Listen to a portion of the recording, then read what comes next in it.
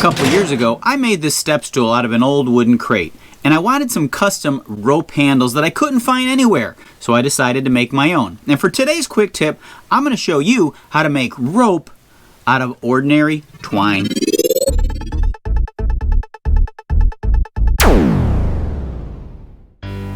Cut equal lengths of twine, twice as long as you want the rope to be.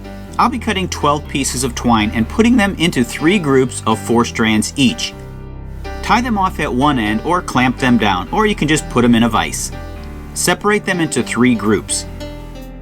I start by taking 4 strands on the right and twist them to the right with my right hand. Once I get about 2 to 3 inches worth of twist, I move this first group of twisted twine over the top towards the left. I move the second group of 4 strands to the right underneath and twist these like the first group. After 2 to 3 inches of twist, I repeat the same pattern as the first. Over the top, grab the remaining 4 strands underneath and start twisting them together. Over the top like the first 2 groups. This pattern is repeated. Soon you're going to begin to see the rope taking shape. Keep this up until the rope gets to your desired length, then you can tie it or tape it off. I haven't experimented a lot with this technique, but I assume it would work with more groups of string and more or less strands in each group.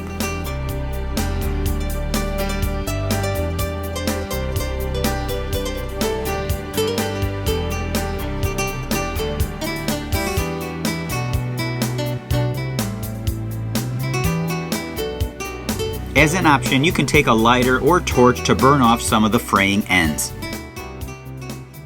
The process is actually quite simple, and I think it would scale up to whatever size rope you needed. Now, I was going to end this segment with a couple of rope jokes, but I decided not to. I figured I would skip it. But I do hope that this video struck a chord with you and left you entwined with some new knowledge. Thanks for watching Alley Pick and putting up with some bad puns. And that's today's quick tip.